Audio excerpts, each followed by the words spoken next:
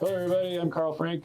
I'm Cameron Morgan with A&I Financial Services. Thank you so much for joining us today. We're going to talk about investing with composure, being brave and informed in the volatile markets that we're living in today. And we've got a bear market. We haven't had a bear market in a while. So I think this is the most timely presentation we could give in our effort to help inform you about what's going on in the world. Hope you enjoy it. Well, without further ado, I'm going to go ahead and get started. Sound good? Yep. Cameron will join us here in a second. In the meantime, please read these important disclosures. All right, if you didn't catch them all, you'll see them again real soon. Don't worry about it. They'll show up at the end of today's presentation. All right, well, let me begin and tell you where we're going. We are going to be talking about investing with composure. So first, we're going to talk about the market. We're going to talk about inflation, the Federal Reserve. We're going to talk about what's real, goals-based investing, and your real-life financial plan. And then finally, we're going to talk about how we've got some great ideas for how you can be brave in today's market. So let me jump in and tell you what it's like to be a stock market investor. Oh my goodness, we are living in a world right now full of volatility. You know, the market over time is like this blue chart here on the right-hand side of the left-hand side of the screen. The market over time goes from the bottom left to the top right. And what it feels like over short periods of time is what's on the other side of the screen. It's very bumpy and it's scary, and we want to act when that happens. We're hardwired as Americans, as human beings, to take action when we're in fear. But sometimes, as we're going to talk about today, the absolute best thing we can do is to do nothing. As Karl mentioned, it's really difficult to hold on when the market's feeling bumpy on a day-to-day basis. Oftentimes, people will feel the excitement of the market. They'll feel like they're making money. And the main emotion that is prevalent across the whole market at an individual level and a group level is greed. And greed makes us worry about missing out. It makes us want to buy.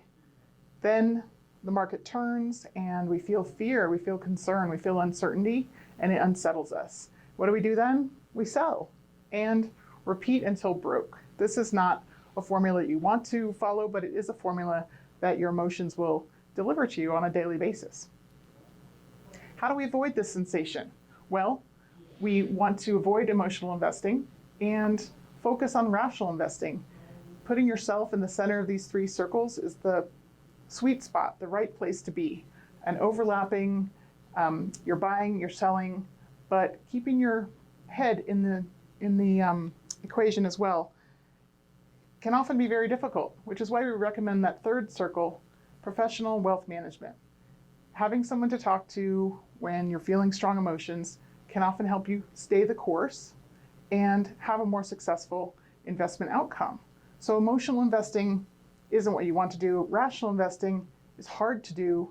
Having a professional alongside you can help you stick to what's best for your long-term outcomes.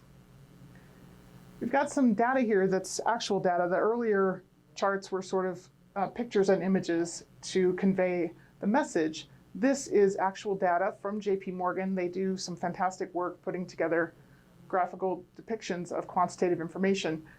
This simplifies 42 years of stock market performance. It shows the change in the market from January 1st to December 31st for the past over 40 years. You can see that 32 of those years, we ended the year with a positive outcome. Seemed to feel good to have those up years. We know that 10 of those 42 years were down, and that seems to some investors to be acceptable. To be up 3 out of every 4 years seems all right, but it's not the full story, is it, Karl? Remember the blue chart that I showed at the beginning of the presentation with the stock market return beginning in the bottom left and moving high to the right. The same chart that Cameron just showed that I'm going to explain right now depicts that right-hand side of that same picture, the one that was scary, because during every single one of those years that Cameron mentioned, both the up years and the down years, the market was down. These are the little red dots that you see on the screen. Let's focus on the most recent 3 years as an example. You know, 3 years ago, the market ended with a whopping 29% gain. It was fantastic, but during that year, it was down as much as 7% during the year. The next year was the COVID year, and so we had a minus 34% during the year before it ended the year with an amazing 16% gain. What a swing, just that COVID year. And last year, the market ended with another whopper gain of 27%. It was fantastic, but during the year, it was down as much as 5%. So even in the good years, the market's always down for a little while. And that's just the nature. It's the price you have to pay if you're going to get those big returns is to ride through these unpleasant short periods of time. Now we're in a world of inflation, and so this chart is discussing the Federal Reserve's rate and what it does. And every gray bar you see on this chart here describes a recession. And you'll see that the line that's going through there is the reserve rate. This is the rate that the Federal Reserve sets for banks to lend money to each other. And the lower it is, the more money there is in the world because it costs less to use the money. And the higher it is, the more difficult it is for companies and people to borrow money because our interest rate is higher.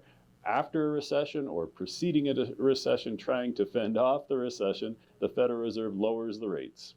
And now we're in a decade of very low interest rates, and the Federal Reserve is raising those rates in order to prevent recession, in order to fight inflation, in order to pull money out of the economy. So that's just the world we're living in. Now we have to figure out how we're going to invest and take care of ourselves in a rising inflation, rising interest rate world with a volatile stock market. The Fed has more than one tool, though. It has interest rates, which when the interest rates are rising, we see the Fed successfully, we hope, cooling inflation, cooling off the economy. The Fed's second tool, though, is its very own balance sheet. You can see here on the left-hand side some vertical bars of different colors. Each of those represents a big slug of money that the Fed pushed into the economy to try to pump it up.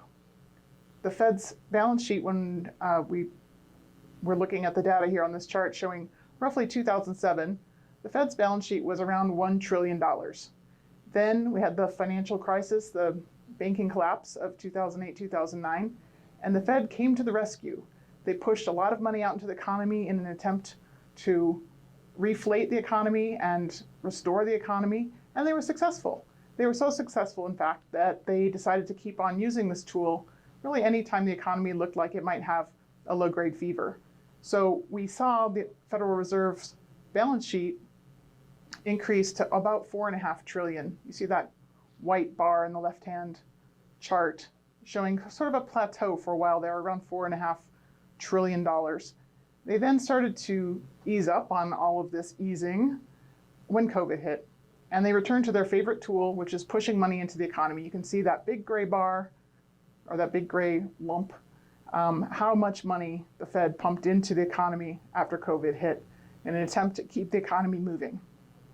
They were very successful at doing what they did, and their balance sheet is now $9 trillion, up from $1 trillion about 15 years ago. But when we look at the chart on the right, you can see what their plan is. So going from the navy blue chart showing their actual balance sheet to the lighter blue descent showing what the Fed plans to do with their balance sheet, which is to soak money up out of the economy.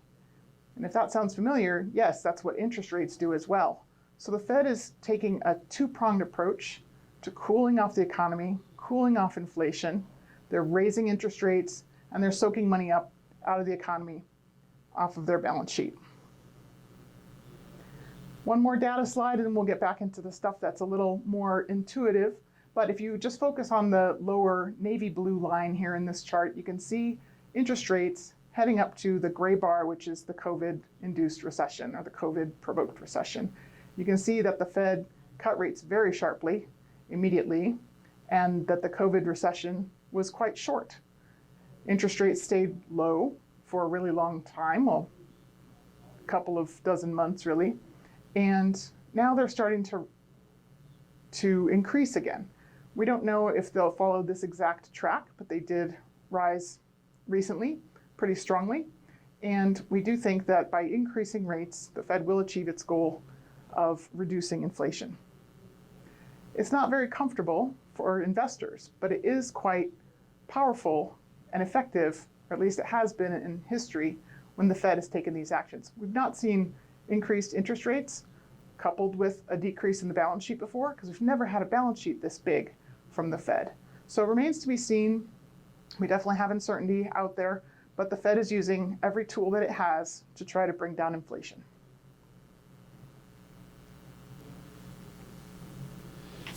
The dilemma we face is that the average equity investor, the average investor in the stock market, an equity investor, gets worse returns than her own investments. In fact, for the most recent 20 years, the average return for equities is over 6% per year, including all those terrible stock market crashes that we remember, the last one, the COVID, the financial crisis, the dot-com. Yet the average equity investor got 4.5%, less than 4.5%. In fact, if you simplified all the data I just showed you, the investments are doing 6.6 and the investors are getting 4.3. Why is it they're doing worse at their investments? Well, it's because they're trying to act on it. It's that same slide Cameron showed. We feel fear right now during a crash. And when we act on that fear and we sell, it's usually near the bottom. It's just the law. And then when we're feeling really confident, we want to buy more of what's really, really hot. It's usually near the top. And so our returns, the returns that investors get on their own without the help of a professional, is 50% less. They could have 50% more returns if they only did nothing but stay in there. And of course, that's one of the big value propositions that we hope to add to you, our clients, is to help you not act on those emotions, to put together a financial plan that's right for you. The retirement equation is a big part of what makes people successful. So if you are looking at your situation and you're thinking, oh my goodness, what am I going to do? Then you are likely thinking about all sorts of things that are both in your control and outside of your control. So think about yourself here in the center of this circle with a number of things outside of you that are affecting how you feel. And you're going to find that some of these things are completely outside of your control. Let's take a look at some that are partially in your control, like if you're employed or not employed, where you're employed, and how much you earn. This is something that's partially in your control, partially not. Another thing that's partially in your control is how long you live. Whether you eat broccoli or hamburgers, whether you smoke or exercise will determine your longevity to some extent. Now, none of us are in control of that thoroughly, right? Another thing that's completely outside of our control, though, is the stock market. The stock market, of course, the returns are generated by forces that are outside of our control.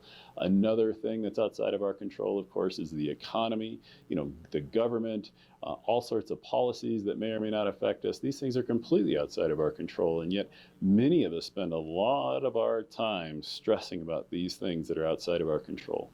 Instead, you might find more satisfaction when you're feeling stress from things that are outside of your control by focusing on those that you can. And so in the top quadrant here, you can see a couple of things that you can absolutely control.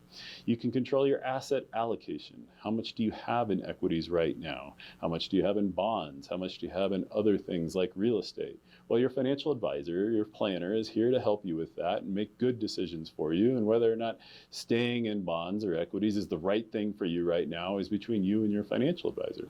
Similarly, the location of those investments, whether they're in a tax-deferred 401k or IRA or a tax-free Roth or a taxed-as-earned account, that's a good decision. You have ultimate control over that.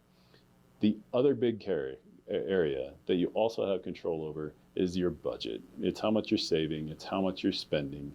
If you're feeling tight this way, if you're feeling out of control that way, this is something you can focus on and give yourself a little bit more empowerment, help you feel a little better, and then you can set those other worries to the side.